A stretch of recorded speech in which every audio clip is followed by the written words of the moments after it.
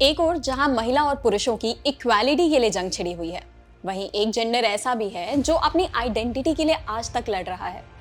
और इस जंग में जो सबसे पहला नाम, जो पहली शख्सियत हमारे सामने उभर कर आती है, वो है नाज जोशी, जो एक इंडिया की पहली ट्रांस ब्यूटी क्वीन है, एक ट्रांस एक्टिविस्ट हैं और एक मोटिवेशनल स्पीकर भी हैं। तो इस पॉडकास्ट में, इस खास मुलाकात में हम मिलते हैं उनसे और जानते हैं उनकी इस स्ट्रगल से भरी जर्नी की कि कैसे वो यहाँ तक पहुंची। आइए देखते हैं, बहुत कुछ खास है इस पॉडकास्ट में और बहुत कुछ अलग है।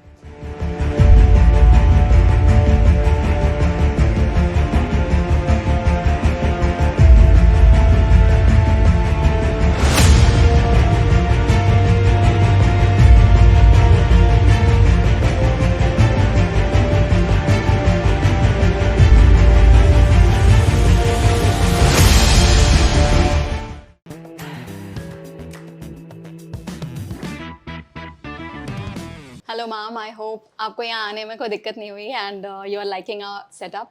नमस्ते एवरीबॉडी, नमस्ते टू यू, नमस्ते टू ऑल द ऑडियंस। मुझे यहाँ आने के लिए बिल्कुल दिक्कत नहीं हुई, मैं बहुत खुश हूँ यहाँ आकर। मैम आप वैसे तो बहुत प्रिटी लग रहे हो, बट जो हाइलाइटिंग पॉइंट है आपका ये क्वीन इंटरनेशनल, मैम आप इसके बारे में प्लीज़ बताएंगी। ये मेरा लेटेस्ट टाइटल है 2023 का एंड मैंने कम्पीट किया था एक ऑनलाइन पेजेंट में। उसका नाम था queen international and with in all females again मैंने ये क्राउन जीता इस साल। एंड अनफॉर्चुनेटली मैं आज क्राउन पहन के नहीं आ पाई हूँ, अदरवाइज मैं हमेशा क्राउन पहन के जाती हूँ बिकॉज समर में मुश्किल हो जाता है थोड़ा कैरी करना ना। हाँ जी। तो I am queen international right now and ये मेरा लास्ट टाइटल है बिकॉज इसके बाद मैं कोई ब्यूटी पेजेंट में पार्टिसिपेट नहीं करूँगी। मैम लाइक उसके भी एलिजिबिलिटी क्राइटेरियाज हैं या? एलिजिबिलिटी के लिए नहीं, बट मैं इसलिए नहीं करना चाहती बिकॉज ब्यूटी पेजेंट मैंने बहुत कर लिए हैं, बहुत जीत लिए हैं। अब मैं नेक्स्ट स्टेप या तो वेब सीरीज़ या फिर पॉलिटिक्स, दोनों में से एक। Okay ma'am. मैम जैसे नाज जोशी को as an international beauty queen के तौर पे या फिर मोटिवेशनल स्पीकर के तौर पे तो सब जानते हैं, लेकिन नाज जोशी हकीकत में क्या है? वो कैसी इंसान है, क्या चाहती है, क्या सोचती है? नाज जोशी एक बहुत ही ज़्यादा, जो कह सकते हैं हम, एक सख्त इंसान है अपने लिए, क्योंकि वो डिसिप्लिन में रहना चाहती है। उसकी डिसिप्लिन्स में उसको ठीक टाइम पे खाना चाहिए, ठीक टाइम पे सोना चाहिए, ठीक टाइम पे वर्कआउट होना चाहिए। तो उसका टाइम डिवाइडेड है हर चीज़ के लिए। सो जब बहुत लोग मुझे बोलते हैं कि आपकी सक्सेस का कारण क्या है, तो मैं यही बोलती हूँ कि मैं बहुत ही डिसिप्लिन इंसान हूँ और मैंने कभी किसी को डिस्क्रिमिनेट नहीं किया। मेरे लिए चाहे वो बिल्डिंग का वॉचमैन हो या बिल्डिंग का ऑनर हो, वो लोग सेम रहे हैं। सो इक्वालिटी ऑफ कोर्स मैं देती हूँ and I am a very warm person. Ma'am कैसा महसूस करती हैं आप कि आज आप एक ऐसे स्टेज पे आ चुकी हैं जहां लोग आपसे मिलना चाहते हैं, वो खुद आपको अप्रोच कर रहे हैं, बट अगर थोड़ा टाइम पीछे जाएं तो शायद वही लोग आपकी आइडेंटिटी को भी एक्सेप्ट करने को राजी नहीं थे। तो how do you feel that? क्या चेंज है ये? सी चेंज मैं नहीं बोलूँगी कुछ ज़्यादा आया है बिकॉज आज भी जब मैं दिल्ली मेट्रो में सफ़र करती हूँ तो मैं देखती हूँ कि मेरे साथ वाली सीट खाली होती है, तब भी जो वहाँ पे विमेन हैं वो लोग आके नहीं बैठती मेरे पास में, तो डिस्क्रिमिनेशन तो लगता है। बट हाँ, जो लोग सम्मान देने के लिए बुलाते हैं मुझे या इंटरव्यूज़ देने के लिए बुलाते हैं, अच्छा लगता है।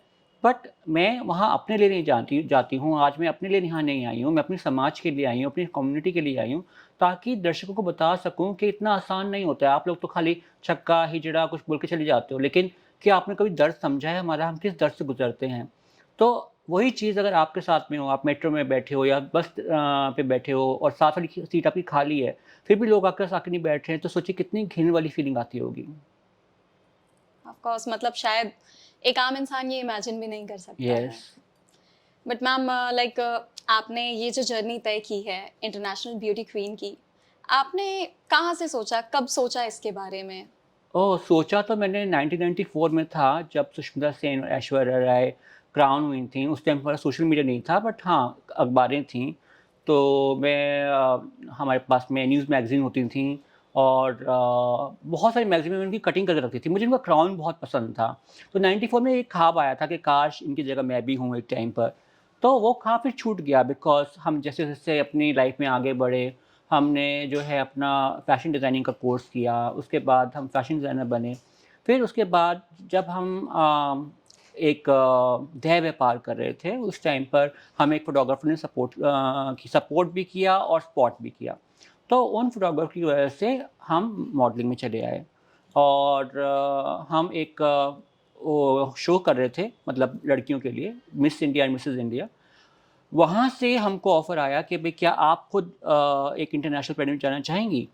सो मेरा शुरुआत में मन नहीं था जाने का, मैंने कहा मैं दूसरों को कर रही हूँ, मुझे क्या ज़रूरत है? फिर मुझे एकदम से लगा कि नहीं चलो जाना चाहिए, एक बार लक ट्राई करना चाहिए कैसा होता है। सो जी पहली बार गए और पहली बार ही जीत गए, तो बहुत अच्छा लगा। मैम, वो शायद एक बहुत बड़ी सक्सेस होगी आपके लिए, जी, क्योंकि मतलब एक ऐसे इंटरनेशनल पेजेंट में एक कंट्री को रिप्रेजेंट करते हो आप। जी। आपका जो पहला खिताब था वर्ल्ड डाइवर्सिटी क्वीन का, तो मैम हर खिताब का अपना एक एम होता है, रिप्रेजेंटेशन होता है, उसका क्या था? सी डाइवर्सिटी मीन्स विभिन्नता, जी ये एक ऐसा पेजेंट था जहाँ पर सिर्फ विमेन नहीं, ट्रांस विमेन भी कम्पीट कर सकती हैं। तो मैं अपने साल में अकेली ट्रांस वुमन थी एंड वहाँ पे कोई ऐसा नहीं है कि आप कोई जज कर रहा है बॉडी से, फेस से, इनफैक्ट जब मैं जीत कर आई थी इंडिया में ये टाइटल, और जब लोगों ने मेरे बारे में लिखना शुरू किया और लोगों ने मेरी फ़ोटो छापी, तो लोगों ने बहुत, जो आम जनता है उन्होंने नीचे बहुत सारे कमेंट्स लिखे। उन्होंने बोला कि अगर ये मोटी जीत सकती है तो हम क्यों नहीं जीत सकते, लाइक कोई भी बन सकता है, मिस इंडिया या मिस वर्ल्ड कोई बन सकता है। तो मैं बोलती हूँ हाँ बन सकते हो, बिकॉज कई इंटरनेशनल प्लेटफॉर्म सिर्फ आपकी आउटर ब्यूटी नहीं देखते हैं, वो देखते हैं आपके अंदर कितना कंपैशन है, कितना कंपैशन है आम जनता को लेकर, गरीबों को लेकर, सोसाइटी को लेकर, और स्पेशली माइनॉरिटीज़ को लेकर आप किस तरह से आप सोचते हो। बिकॉज एक ब्यूटी क्वीन का काम जो है वो सिर्फ क्राउन लेके घर बैठना नहीं है, उसको ग्राउंड लेवल पे भी बहुत काम करना पड़ता है। मैम, ऐसे देखा जाए किसी भी पेजेंट्स वगैरह में, अगर एक सोसाइटी में ही देखें तो ब्यूटी के बहुत पैरामीटर्स को सेट कर दिया गया है। कहीं फिटनेस होती है, कहीं आपका बॉडी कलर होता है, गोरे पतले लंबे लोग सुंदर कंसिडर किए जाते हैं। इवन फॉर फीमेल्स ये पैरामीटर्स सेट है। यस। और एक ऐसे प्लेटफॉर्म पे आपने एक फीमेल को, एक सिसजेंडर की फीमेल मॉडल को बीट किया, तो एक ट्रांस वुमन के लिए बहुत बड़ा चैलेंज रहा होगा। आपको सी कुछ स्ट्रगल एक करना तो पड़ा? मैं अपने आप को ट्रांस वुमन समझती नहीं, मैं सोचती हूँ मैं भी उतनी ही लड़की हूँ जितनी आप हैं। फ़र्क ये है कि शायद जो नेचुरल बॉर्न लड़कियाँ हैं वो बच्चे पैदा कर सकती हैं, मैं बच्चे पैदा नहीं कर सकती हूँ। बट थॉट प्रोसेस, माइंड, आत्मा तो एक लड़की की ही है। और कभी मैंने किसी के साथ कम्पीट नहीं किया, हमेशा अपने आप के साथ कम्पीट किया। मैंने नहीं देखा कि अगला वाला इंसान या अगली कंटेस्टेंट ने कौन सी ड्रेस पहनी है या क्या वो बोल रही है या क्या उसका आंसर था। मैं सिर्फ अपने आप से कम्पीट करती हूँ। मैं जब जाती हूँ तो लोग सोचते हैं कि शायद ट्रांस कम्युनिटी को रिप्रेजेंट करती है, बट मैं 1.4 बिलियन जो हमारी पॉपुलेशन है उन सबको रिप्रेजेंट करती हूँ। क्योंकि जब मेरे पास टैग आता है इंडिया, जब हम लोग इंटरनेशनल जाते हैं इंडिया, तो मुझे बहुत प्राउड महसूस होता है कि मैं इंडिया को रिप्रेजेंट कर रही हूँ। और इंडिया के लिए क्राउन जीतना और इंडिया का झंडा वहाँ लहराना दूसरे देश में, वो एक अलग ही फीलिंग होती है, वो मुझे बहुत अच्छी लगती है। मैम, जैसे जब हम अपनी सोसाइटी में देखते हैं LGBTQ कम्युनिटी है जो, हम्म, इसके बारे में बहुत ज़्यादा हमारे पास नॉलेज अवेलेबल नहीं है। हम्म, हम वैसे तो सब्जेक्ट्स में पढ़ते हैं, स्कूल में पढ़ाया जाता है एक मेल के बारे में, एक फीमेल के बारे में, लेकिन LGBTQ कम्युनिटी के बारे में शायद कहीं भी थ्योरेटिकल नॉलेज नहीं मिलती है। लोग करंट डिबेट से जानते हैं। Ma'am, being a representative of that community, आप उसे कैसे डिफाइन करना चाहेंगी? सी LGBTQIA+ जो सोसाइटी है, जो कम्युनिटी है, वो अभी लोगों ने डिफाइन की है। जी because L stand for lesbian, एक ऐसी लड़की जो लड़की से प्यार करती है। गे एक ऐसा लड़का जो लड़के से प्यार करता है। बाइसेक्सुअल जो दोनों से प्यार करता है, वो लड़का भी हो सकता है लड़की भी हो सकती है। ट्रांस एक अलग आइडेंटिटी है, ट्रांस एक सेक्सुअल ओरिएंटेशन नहीं है, ट्रांस एक अलग जेंडर है। ठीक है। आई इंटरसेक्स जो लोग पैदाइशी जिनका जेनिटल ऑर्गन्स प्रॉपर्ली डेवलप नहीं होते उसको इंटरसेक्स बोलते हैं। एंड ए जो है वो है ए सेक्शुअल, जिनको कोई सेक्सुअल फीलिंग नहीं है। सो ये सब है।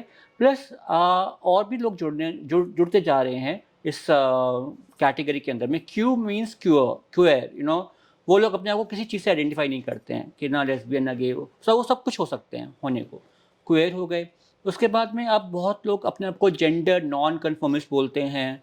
लोग अपने आप को, नई टर्म्स आ रही है पैन सेक्शुअल, जी सो ये सब जो चीज़ें हैं लोग ऐड करते जा रहे हैं। बट मेन इस LGBT जो QIA है वो उसी का पार्ट है कहीं ना कहीं।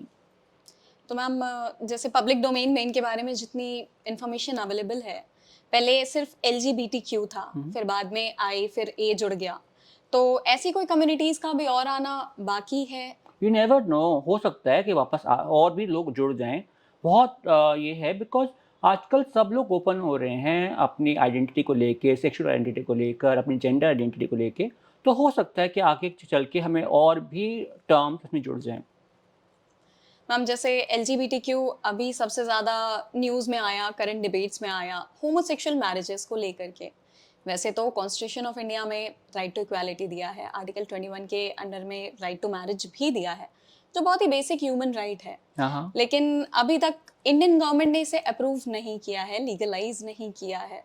काफ़ी टाइम से ये जंग चली आ रही है, तो आपको क्या लगता है कब तक ये जंग अभी चल सकती है? देखिए, ये जंग तो शुरू हो गई थी महाभारत के टाइम पर, जब एक अकेली शिखंडी ने जो है भीष्म पितामह को मात दे दी थी। अगर भीष्म पितामह जो हैं उस टाइम पर नहीं उनका प्रतिघात किया जाता, नहीं उनको मारा जाता, तो शायद पांडव कभी भी जो है अपनी वॉर को जीत नहीं सकते थे। तो शिखंडी का बहुत मेन रोल है। हम लोग जो हैं, फॉर एग्जांपल मैं अपनी ट्रांस की बात करूँगी, हम लोग अर्धनारीश्वरी हैं, हमारे में आदमी के और औरत के दोनों गुण हैं। हम लोग आदमियों की तरह बहुत ज़्यादा परिश्रम भी कर सकती हैं फिजिकली, और मेंटली हम लोग एक औरत की तरह एक प्यार बांट सकती हैं। क्या उसको बोलते हैं कि लाइक एक ममता हो गई, या फिर एक भाई बहन का रिश्ता हो गया। तो हम लोग रिश्ते को ज़्यादा समझती हैं, हम लोग शालीन हैं अंदर से काफ़ी ज़्यादा। सो ये जो कॉम्बिनेशन है बहुत डेडली कॉम्बिनेशन है, एंड मुझे लगता है कि सरकार जानबूझ के सपोर्ट नहीं करती है हमें। उन्हें पता है कि अगर हम लोग पावर में आ जाएंगे किसी टाइम पर, तो हो सकता है कि हम लोग उनसे ज़्यादा अच्छा काम करके दिखा सकते हैं अपने देश के लिए। तो फिर उनकी जो है सरकार कैसे चलेगी, उनका क्या बोलते हैं ना, माया कैसे आएगी। सो इसीलिए हमारे लिए कुछ काम किया नहीं जाता है। लोग अनाउंस कर देते हैं कि भाई हाँ, हम लोग जो है आपके लिए एक स्माइल योजना लेकर आए हैं, जहाँ पे आपके जो जेंडर्स हैं, आपके जो आपको चेंज कराना है जेंडर, तो आप करा सकते हैं जी। आराम से, आपको सरकार पैसा देगी। बट ऐसा हुआ नहीं। तमिलनाडु में है अभी, ये केरला में है ये चीज़, जी। बाकी जगह पे नहीं है। तो कहीं ना कहीं सरकार भी हमारी ट्रांसफोबिक बोल सकते हैं, LGBTQ फोबिक है। उन्हें डर है कि कल को उनके बच्चे भी कल को कहीं ऐसा रास्ता ना अपना लें कि भाई वो बच्ची बोलेगी मैं लेस्बियन हूँ, मेरे को सेम सेक्स मैरिज करनी है, या लड़का बोलेगा मुझे लड़के शादी करनी है। वो लोग इस बात को लेके जो है ना, इसलिए LGBTQ को सपोर्ट नहीं करते हैं, बिकॉज उनको लगता है कि अगर हमने बोल दिया कि मैरिज लीगलाइज कर दो, तो हमको फिर और भी चीज़ें करनी पड़ेंगी, जैसे कि PF हो गया, अगर गवर्नमेंट सर्विस में काम करते हैं प्रोविडेंट फंड देना पड़ेगा पार्टनर को, हमको बाकी चीज़ें देनी पड़ेंगी जो पार्टनर की ज़रूरत होती है, हिंदू मैरिज एक्ट और व्हाटएवर एक्ट। सो इसलिए वो लोग लीगलाइज नहीं कर रहे हैं इसको, इसलिए वो सपोर्ट में भी नहीं है। वो 377 जब इरेडिकेट हुआ था उसके सपोर्ट में भी नहीं थी। तो सुप्रीम कोर्ट ने बोला कि हम माफ़ी चाहते हैं LGBT कम्युनिटी से कि उनको इतने साल तक हमने जो है बंदी बना कर रखा। मैम अगर लीगलाइज हो भी जाता है तो इससे फ़ायदे क्या होंगे और नुकसान भी तो कुछ होंगे? सिर्फ फ़ायदा ही फ़ायदा है, नुकसान क्या है? नुकसान तो खाली ये होगा, लोगों को लगेगा ओह माय गॉड, 2 लड़कों ने शादी कर ली, माय गॉड 2 लड़कियों ने शादी कर ली। तो उसमें क्या नया है? What is new in this? I want to ask. I mean कितने सारे स्पीशीज़ हैं जो कि एसेक्सुअल होते हैं, खुद ही बच्चे प्रोड्यूस कर लेते हैं, और कई स्पीशीज़ में पाया गया है, लेस्बियंस भी पाए हैं, गेज़ भी पाए हैं, तो नेचुरल है। और बस खाली यही होगा, लोगों के मुँह खुल जाएंगे, हाँ ऐदा मुंडा की होया, जब ब्याह होया, जवाई आया घर ते, वही होगा। वो लोग सोचेंगे चलो जमाई आ गया या बहू आ गई, पर मुँह दिखाई कैसे करें, वो सब तो ये सब होगा, people are going to be mad. So यही इसका वो है कॉन्स है। अदरवाइज तो जो देखो लव है, प्यार 2 इंडिविजुअल की बात है। इसमें कहते हैं ना दूल्हा दुल्हन राजी तो क्या करेगा काजी। अब इस दूल्हा रेडी है, दुल्हन रेडी हैं, तो सरकार आपको क्या ज़रूरत है सपोज इसकी अपोज करने की। हाँ, ये बात अलग है, खुल के बोलो कि हमें डर है कि हमारे बच्चे भी कल को ऐसे ना हो जाएं, तो तब हम समझ सकते हैं। पर मैम अगर उनके बच्चे भी कल को ऐसे हो जाते हैं और ऐसे हैं, उस चीज़ को एक्सेप्ट करते हैं, तो उसमें कोई बुराई नहीं तो करेंगे। होनी चाहिए? हमारी सरकार सब बुड्ढों से भरी पड़ी है, जितने बुड्ढे लोग हैं सब उसमें आ जाते हैं। अपनी रूढ़िवादी जो अपनी सोच है, जो अपनी 70 साल पुरानी सोच है, उसी को लेकर आएंगे। उन लोगों को कोई घंटा फर्क नहीं पड़ता कि हम लोग जिए या मरे। तो अल्टीमेटली अगर इन केस उनके बच्चे भी ऐसे हो जाते हैं और उनके अंदर एक्सेप्टेंस नहीं आती वो उस चीज़ निकाल की, देंगे तो वो अपने घरों सफ़र को घर से करेंगे। बाहर, कहेंगे हाय हम इतना बड़ा नेता, मेरा बेटा गे, मेरा बेटा लेस्बियन और मेरी बेटी लेस्बियन, नहीं नहीं नहीं ये हो नहीं सकता, समाज में नाक कट जाएगी मेरी। तो ऐसा भी है, कई लोगों ने शादियां की हैं, मेरे को पता है, मिनिस्टर्स के बच्चे हो गए, कुछ हो गए, उन लोगों ने शादियां की हैं, बड़े बड़े फैमिलीज के बच्चों ने शादियां की हैं, मतलब टू अपोजिट जेंडर। जी। लेस्बियन होते हुए उन्होंने लड़के शादी की है, गे होते हुए लड़की शादी की है, तो कितनी लाइफ बर्बाद हुई है इसके अंदर में। हम डेफिनेटली हमारी कंट्री में कॉन्स्टिट्यूशनल मोरालिटी और सोशल मोरालिटी में बहुत बड़ा गैप है, यस, बहुत बड़ा गैप है। और ये गैप कहीं ना कहीं लोगों को सफर कराता है। आपने जो राइट टू इक्वलिटी की बात करी थी, आपको बहुत सरप्राइज होगा ये जान के कि जो पुलिस लोग हैं, पुलिस ऑफिसर्स हैं, वो लोग हमारी बात सुनते नहीं हैं, you know, they don't listen to us. कुछ बोले कि जैसे कि कभी मेरे साथ में कुछ यू नो कहीं डिस्क्रिमिनेशन हुआ, मैं कितने पुलिस वालों के पास गई, दे सेड अच्छा हुआ, you know, there was a place, जब मैं एक बार बार में गई थी कनॉट प्लेस में, आई वांटेड, इस बार मेरा बर्थडे था 31 दिसंबर, जी। सो मुझे मना कर दिया, मैम आपकी एंट्री अलाउड नहीं है। तो मैं फिर उसके बाद में मैंने काफ़ी कुछ लिखा, काफ़ी कुछ सोशल मीडिया पे किया, फिर मैनेजर ने मुझे 3-4 दिन बाद बुलाया, फिर उसने मुझे ट्रीट दिया, मतलब खाने का, बट वो सब फिर क्या फ़ायदा, एक बार आपने अपमान कर दिया तो अपमान कर ही दिया आपने। एंड मतलब स्पेशली उस मोमेंट पे तो चीजें रोन हो ही गई आपके एग्जैक्टली, और किसी पुलिस वाले ने सुनी नहीं बात, क्योंकि उनको तो पता है कि उनका बीट वहाँ से आनी है, उनको पैसे वहाँ से मिलने हैं, तो सुनेंगे क्यों वो लोग। मैम वैसे आप रिलेशनशिप के बारे में क्या सोचती हैं? रिलेशनशिप अच्छा है, जिन लोगों को प्यार होता है तो अच्छी बात है, प्यार करो, प्यार तो करना ही चाहिए। आई थिंक प्यार एक ऐसी चीज़ है जो कि भगवान ने हमें दी है, और प्यार से हम भगवान को पा सकते हैं, प्यार से हम लोग ज़िंदगी चला सकते हैं। और रिलेशनशिप तो होना, जो लोग चाहते हैं रहना वो रहें, जो लोग नहीं चाहते वो ना रहें। मैम मैंने एक वीडियो देखा था एक्चुअली यूट्यूब पे, आपकी इंगेजमेंट का वीडियो था, लेकिन लेटर ऑन मैंने कहीं पे पढ़ा कि आपकी शादी टूट गई।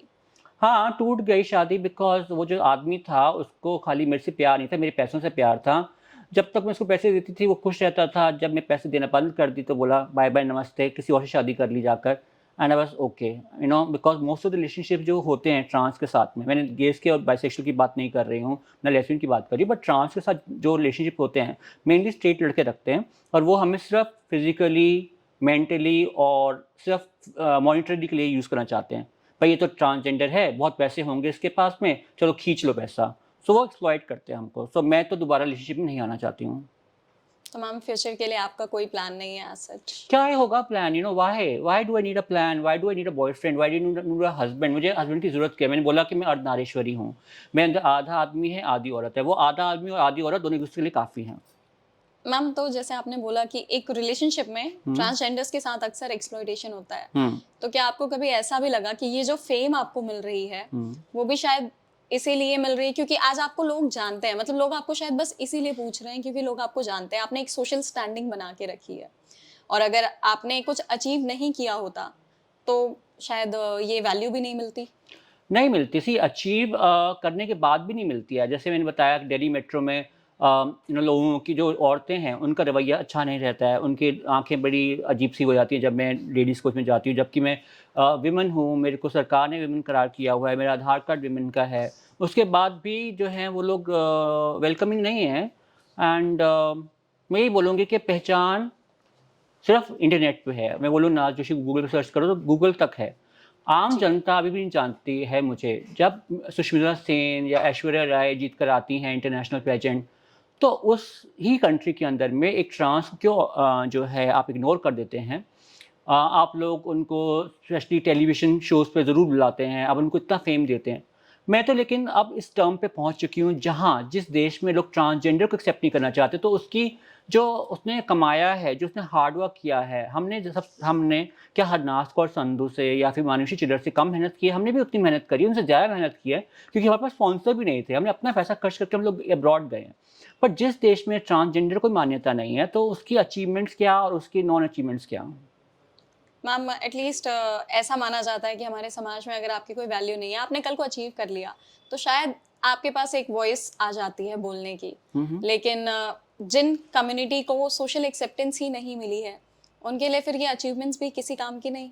बिल्कुल, मैं ये नहीं बोलूँगी किसी काम की नहीं, डेफ़िनेटली आप खुद को तो मेहनत करिए, खुद के लिए अचीवमेंट्स करिए, बट क्या है जो मुझे डिसअपॉइंट किया बात को कि भई इतना टाइटल्स होने के बाद भी मुझे लोग नहीं जानते हैं। लोग हाइलाइट भी क्यों करेंगे?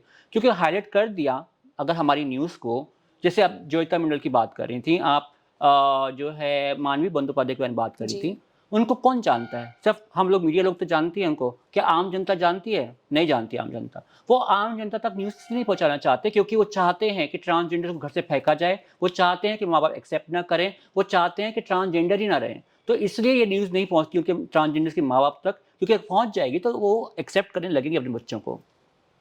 हो सकता है। नहीं, हो नहीं सकता है, ये है। बिकॉज कुछ लोग हैं, जैसे आप जैसे लोग हैं, जो हमें बुलाते हैं, हमारा इंटरव्यू लेते हैं, बट आपको पता है कई लोग तो सिर्फ देखते हैं अच्छा ट्रांसजेंडर है, सुंदर नहीं दिख रही है तो वीडियो स्किप कर दो। उनको चाहिए सुंदर, glamour. People want glamour, people don't want to listen to story. उन्हें चाहिए कि ग्लैमराइज हो और सुंदर दिखे, तब तो हम इसकी स्टोरी जरूर देखेंगे। और स्टोरी नहीं देखेंगे, सिर्फ इसको देखेंगे। हाँ मैम, करंट ट्रेंड्स तो काफी हद तक ऐसे ही यही है। आप बिग बॉस में चले जाइए, बिग बॉस में मैं किसी को नहीं जानती OTT में से, पूजा भट्ट को लेके या फिर उनको जो है साइरब रोचा को लेके, मैं किसी को नहीं जानती। सब अपने लुक्स के बेसिस पे आई हुई हैं। मैम जैसे आपने अभी नाम लिया, मनब्बी बंदोपाध्याय वेस्ट बंगाल में प्रिंसिपल हैं, एसआई हैं तमिलनाडु की याशिनी। तो ये एक्सेप्शनल एग्जाम्पल्स हैं उन लोगों के जो मॉडलिंग या फैशन डिजाइनिंग इनसे हट करके किसी और प्रोफेशन को परस्यू कर पाए हैं। वरना हम अक्सर देखते हैं जो इन कम्युनिटीज़ को बिलोंग करते हैं, LGBTQIA कम्युनिटीज़ के लोग होते हैं, वो अक्सर मॉडलिंग या फैशन डिजाइनिंग के ही करियर को परस्यू करते हैं। यहाँ पे बहुत रैंडमली मिल जाएंगे। ऐसा क्यों होता है? मतलब बाकी करियर ऑप्शंस उनके लिए अवेलेबल नहीं होते, eligible नहीं होते वो? यहाँ पे आप थोड़ी गलत हैं। मॉडलिंग में या फैशन डिजाइनिंग में आपको एक कोर्ट फाइट नहीं लड़नी पड़ती है। आप मानवी के स्टोरी सुनिए, उन्होंने कोर्ट फाइट करी थी टू बी द प्रिंसिपल। उनको एक्सेप्टेंस नहीं मिली थी उनको। चाहे आपने बताया SI के बारे में, यशिका के बारे में, राइट? जी जी। तो उन्होंने भी कोर्ट में बैटल लड़ी है। अब मैं आपको एग्जांपल देती हूँ अपना, कि कुछ दिनों पहले मैं एक लॉ कॉलेज में एज चीफ गेस्ट बुलाई गई थी, बट मैंने बाई चांस, मुझे नहीं पता था कि वही सेम लॉ कॉलेज है। मैंने अप्लाई भी किया हुआ था as a law student there. I wanted to study law, मुझे लॉ पढ़ना था। तो उन लोगों ने मुझे रिजेक्ट कर दिया। They said sorry, we can't take you, apart from doing well in test also, interview also. नहीं लिया। क्यों नहीं लिया?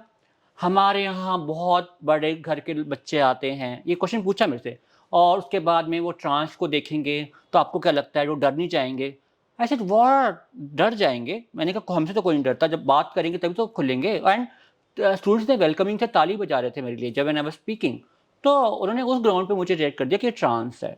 सो वही मैं बता रही हूँ ना, अगर आप मुझे बोले कि मैम लॉयर्स क्यों नहीं बन रहे हैं, बनने का मौका तो दो, हम लोग रेडी हैं बनने के लिए।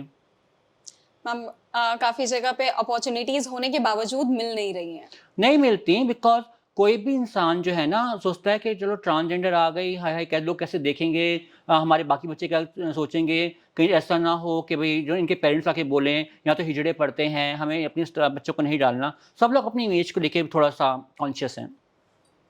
मैम जब जैसे इन चीज़ों से आप इम्पैक्टेड होते होगे, मुझे तो बड़ा गुस्सा आता है, मेरा मन करता है उनकी ना लंका लगा दो जाकर, सच बताऊं तो। और मैम फिर ऐसे जब आपका मूड ऑफ होता है या गुस्सा आता है तो आप क्या करना प्रेफर करती हैं जिससे आप अच्छा फील करें? सही बताऊं क्या, मेरा मन करता है पूरे कपड़े उतार के, जैसे बाकी लड़कियां करती है ना मेरी ट्रांसजेंडर, और डांस करना शुरू कर दो।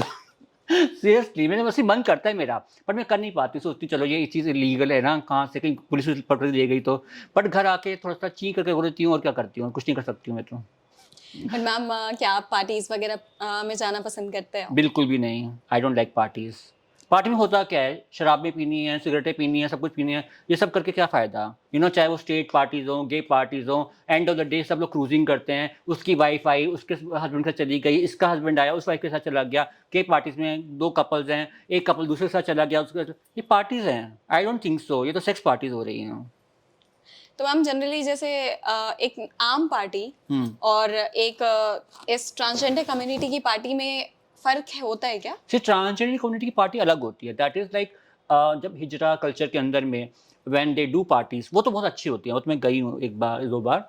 तो वहाँ पे जैसे कोई नया किसी ने अपने से एक्सचेंज करवाया, in hijra culture I am talking about, तो उसकी पार्टी होती है, उसको गोद भराई बोलते हैं। तो that is different thing. But LGBTQ की पार्टी जो होती है, आई डोंट लाइक दैम। मैं बिल्कुल पसंद नहीं करती उन पार्टीज़ को। बिकॉज क्या होता है, ना जान ना पहचान, मुआ मुआ मुआ। मैं नहीं कर सकती हूँ ऐसा भैया। मेरे को ज़बरदस्ती कोई मेरे को जानती नहीं पहचानती नहीं, आके मेरे गले पड़ जाए तो thank you so much, I am at home.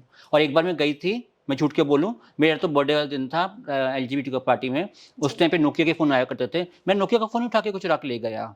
मैं नहीं जा रही, तौबा मेरी, अब तो नहीं जाऊँगी यहाँ तो चोरियाँ होती हैं कौन जाए? मैम जैसे आपने कब रियलाइज किया कि आपको जो जेंडर असाइन किया जा रहा है सोसाइटी के द्वारा हुँ। वो आपका पर्टिकुलर जेंडर नहीं है बल्कि आप कहीं और ओरिएंटेड आपको हो? कब रियलाइज़ हुआ कि आप एक औरत हैं, एक लड़की हैं?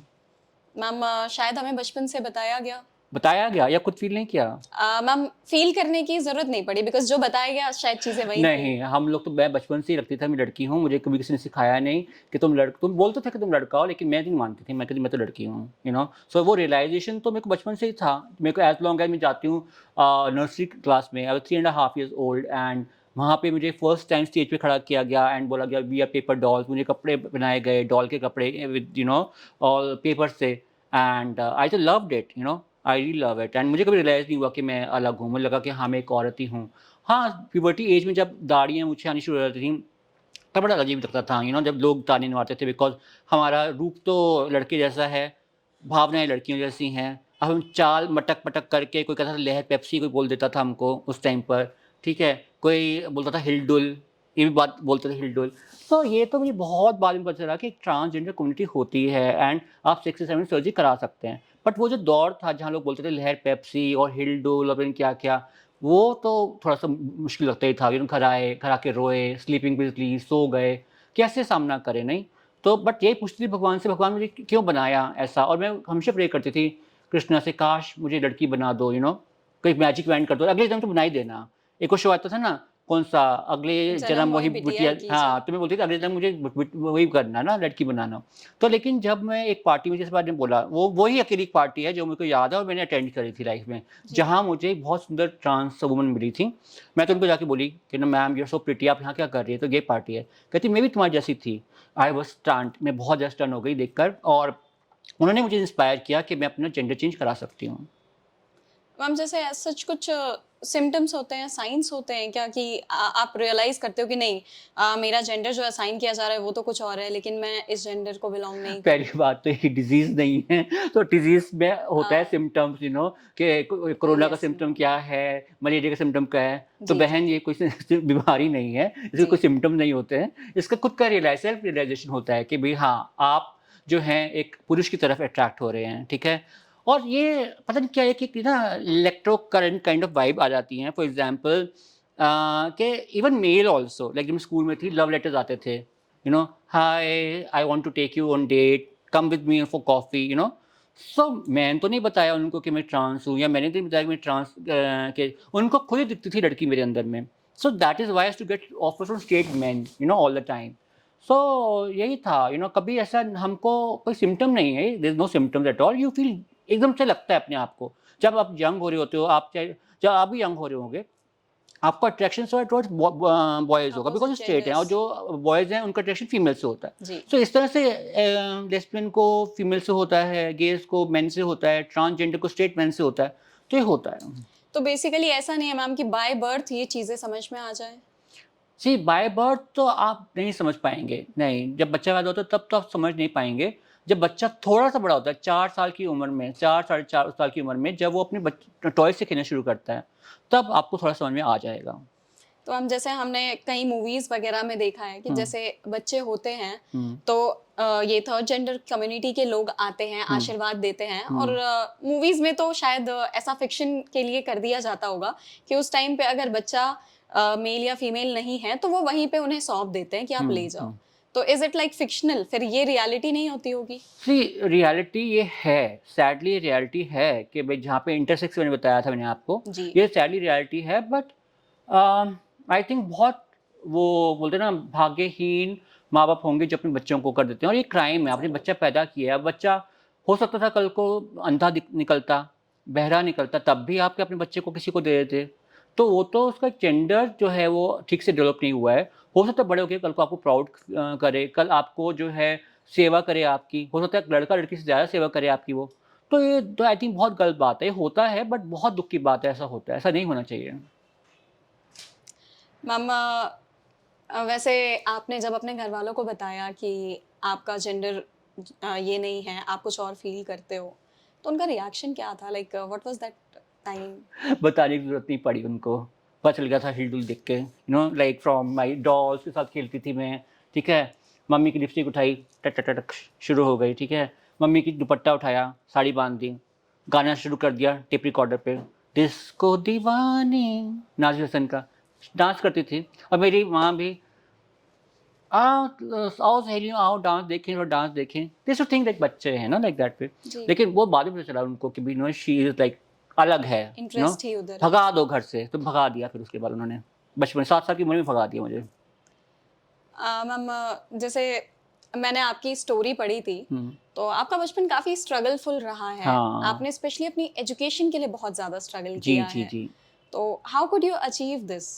सी मैं जब छोटी थी मेरी नानी ने मुझे सिर्फ एक चीज़ सिखाई थी, शिक्षा ऐसा धन है जो आपसे कोई नहीं चुरा सकता है, राइट? जी, तो मुझे पढ़ना था, like I want to become an interior designer, because हम लोगों का माइंड बहुत क्रिएटिव होता है, तो इंटीरियर डिज़ाइनर बनना था।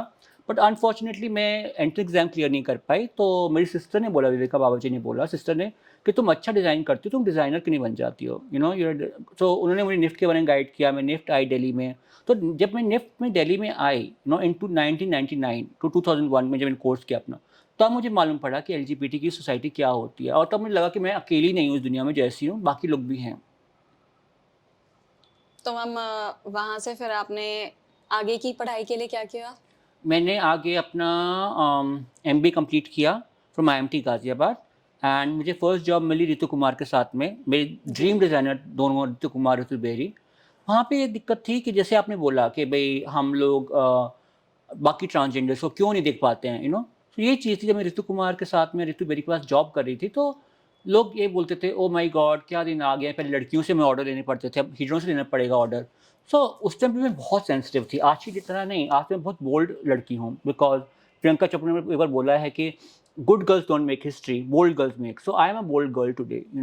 सो मैं बोल्ड इंसान हूँ, लेकिन उस टाइम पर बहुत चीज़ें चुभती थी दिल को कि भई आपने इतने बड़े इंस्टीट्यूट से फैशन डिज़ाइनिंग का कोर्स किया है, आपने वर्ल्ड क्लास इंस्टीट्यूट से एमबीए कंप्लीट किया है, उसके बावजूद आपको ये सब सुनना पड़ रहा है। सो बहुत हताश होती थी, बहुत डिप्रेशन में आ गई थी मैं एक्चुअली, एंड मैंने उस टाइम पर जो है एक साइकियाट्रिस्ट को भी देखा, अपोलो हॉस्पिटल के अंदर में। So I was taking these depression का पिल्स ऑल्सो। सो वो फ़ेज़ ऐसा था जहाँ पर मेरा दिमाग चलना बिल्कुल बंद हो गया था कि क्या करूँ? और मैंने दोनों जगह से जॉब छोड़ दी थी, and I had no job. मुझे फैशन में वापस नहीं जाना था, उसके 2 रीज़न थे। एक तो ये हुआ था मेरे साथ में, दूसरा ये जब मेरी कज़न सिस्टर की डेथ हुई थी विवेका बाबा जी की, जब उसने अपने आप को हैंग किया था, उसकी फ्यूनरल पे हार्डली लोग थे। तो फैशन इंडस्ट्री से मुझे कोई इतना ख़ास लगाव नहीं था उस टाइम, क्योंकि बहुत फेकनेस है फैशन इंडस्ट्री के अंदर, बहुत फेक लोग हैं, and yeah so that was there. Established designers नहीं चाहते थे कि जो यंग डिज़ाइनर्स हैं वो ऊपर आएँ। एट द लेवल जब हम लोग शोज़ करते थे एज़ अ यंग डिज़ाइनर्स, हमारे तो पीछे बोर्ड भी फेंक दिया करते थे ये लोग, बड़े डिज़ाइनर जो थे। तो they are very anti us, and yes, तो मैं यही आंसर दे रही हूँ कि क्यों जेंडर्स आपको दूसरी फील्ड में नहीं दिखते हैं। मैम, जैसे आपने बताया कि आप डिप्रेशन का शिकार हो गए थे। हुँ। अक्सर ये एलजीबीटीक्यूआईए कम्युनिटी का हर सदस्य, मुझे लगता है कहीं न कहीं इस सोसाइटी में बुलिंग फेस करता है और डिप्रेशन का शिकार अल्टीमेटली हो ही जाता होगा। तो वो कैसे डील करते हैं इन सिचुएशंस से? कुछ लोग सुसाइड कर लेते हैं। I am telling this on camera, ये रिपोर्टिंग नहीं जाती है, बट बहुत लोग सुसाइड कर लेते हैं एलजीबीटी कम्युनिटी से जो लोग आते हैं। अ, मेरा सर्वाइवल सिर्फ इसलिए हो पाया कि मैं मेडिटेशन बहुत करती थी। I was very firm believer of Lord Krishna, and मेरे लिए सब धर्म बराबर हैं, और मैं बहुत मेडिटेशन करती थी, मैं बहुत ज़्यादा भगवान में बिलीव करती थी, ठीक है। आप दर्शकों को बता दूं कि जब आप लोग किसी पे कमेंट पास करते, ताना कसते हैं, ठीक है, तो आप पे तो ताना हो गया, दूसरे इंसान के माइंड पे क्या गुजर रही है आप लोग नहीं सोचते। आप तो किसी को बोल देंगे, किसी को मीठा, किसी को लड़का, किसी को लड़की, किसी को लेडीज़, किसी को कुछ भी बोल देंगे। आपका बोलने क्या है, मुँह भगवान ने दिया तो कुछ भी बोल सकते हो। लेकिन ये बात रियलाइज़ नहीं करते हो कि जिसको आपने बोला है उसको कैसा महसूस होगा। कोई आपको ये बोले बात कि लड़का, लड़की, आपका नाम दिया है ना भगवान ने आपको, या आपके माँ-बाप ने नाम दिया हुआ है, आप उस नाम से पुकारो। मेरा नाम नाज़ है, आप नाज़ नाम से पुकारो मुझे। लेकिन ये क्या, ए हिजड़े, ए चक्के, ये बात सही नहीं है ना। आप मेरे से आके नाम पूछ सकते हैं। So this is really bad, I think. इसी बात से लोग डिप्रेस हो जाते हैं कि क्यों सोसाइटी उनको बुली करती है। एक तो सोसाइटी बुली करती है, और एक अपने, फिर सोसाइटी से हम लोग फिर भी डील कर लेते हैं, लेकिन अपने माँ-बाप जो आप बोलते हैं चक्का, हिजड़ा, एंड दिस अब्यूज़ यू, इतना अब्यूज़ करते हैं कि कई बार अपने बच्चों को मारने तक आ जाते हैं, इतनी जी। हालात ख़राब हो जाते हैं, मैंने देखा है, मेरे साथ भी हुआ है कि you reach to a hospital, like आप डेथ बेड पे होते हो आप उस टाइम पर, सो जब अपने ही आपको इतना टॉर्चर करते हैं तो आप ज़माने से क्या एक्सपेक्ट कर सकते हो? मैम अगर ऐसे मैं आपकी एक वर्स्ट मेमोरी पूछूं तो वो क्या होगी? Worst memory, if you talk about bullying and all this, there was a time जब मेरे डैड को कैंसर हुआ था एंड माय स्टेप मदर, उन्होंने मेरे को पता नहीं किस बात पे लेकर जो है एक मोबाइल मेरे फेस पे फेंक दिया था बहुत जोर की, एंड मेरा पूरा जो था ब्लीड हो रहा था, ओके। एंड मेरा ब्रदर मुझे एक हॉस्पिटल लेके गया, उसको हॉस्पिटल का नाम नहीं लूँगी, और हॉस्पिटल्स में भी बहुत डिस्क्रिमिनेशन है, let me tell you that. मेरा 12 बजे मेरा ब्लीडिंग स्टार्ट हुआ एंड पूरा कुर्ते पे था ब्लीड, पूरा भीग चुकी थी ब्लीडिंग से मैं, एंड मुझे किसी ने अटेंड नहीं किया 3 बजे तक। वाई? उनको लगता है कि भाई ट्रांसजेंडर है तो उसका मतलब सेक्स वर्कर होगी, सेक्स वर्कर है तो इसको HIV होगा। They were not ready to touch me, जब मैंने हल्ला मचाया वहाँ पे, ताली पीटी, तब जाके वो लोग कोई आया, मुझे क्लीन किया पूरा, मेरे को दूसरे कपड़े दिए पहनने के लिए, ठीक है। उसके बाद मुझे इंजेक्शन दिया गया ताकि ब्लीडिंग खत्म हो जाए। पर आज भी मेरा अपर लिप का सेंसिटिविटी ऐसा है कि मैं कुछ महसूस नहीं कर सकती हूँ, ठंडा है गर्म है मैं कुछ महसूस नहीं कर सकती हूँ। तो ये चीज़ मेरे साथ हुई है, और ये अगर मेरी जैसे अचीवर के साथ में, India's first international trans beauty queen, India's first trans cover model, India's first trans international cover model, उसके साथ हो सकता है, तो आई थिंक आप इमेजिन नहीं कर सकते हो कि गली मोहल्ले में क्या क्या हो सकता है। बिल्कुल। हम्म, जैसे आपने बोला कि सेक्स वर्कर कंसिडर कर लिया जाता है, ये हकीकत है कि ट्रांसजेंडर्स मोस्ट इजी प्रे होते हैं सेक्स वर्क के लिए। तो उनकी सिचुएशन शायद उन फीमेल से भी खराब होती हैं जो सेक्स वर्क में एंगेज होती हैं, वो फीमेल्स पर्टिकुलरली, क्योंकि उनकी बात तो फिर भी लोग करते हैं कि हाँ इनको भी अधिकार मिलना चाहिए, उनके Yes. बारे में लोग वोकल हैं आज। Yes. लेकिन आई डोंट थिंक कि ट्रांसजेंडर्स के लिए लोग वोकल हैं इस फील्ड में। सी ट्रांसजेंडर्स के लिए एज अ होल ही वोकल नहीं है, सिर्फ सेक्स जी। वर्क को लेके हम नहीं बोल सकते हैं। और मैं एक डॉक्यूमेंट्री देखती कल ही, इनफैक्ट GB रोड के ऊपर में, जहाँ बताया गया कि ज़्यादातर लड़कियां जो प्रोस्टिट्यूशन करती हैं उनको कहीं ना कहीं एक बार मोलेस्टेशन सहना पड़ा है लाइफ के अंदर में, चाहे वो बचपन में हो या जवानी में हो, कहीं भी मोलेस्टेशन सहना पड़ा है।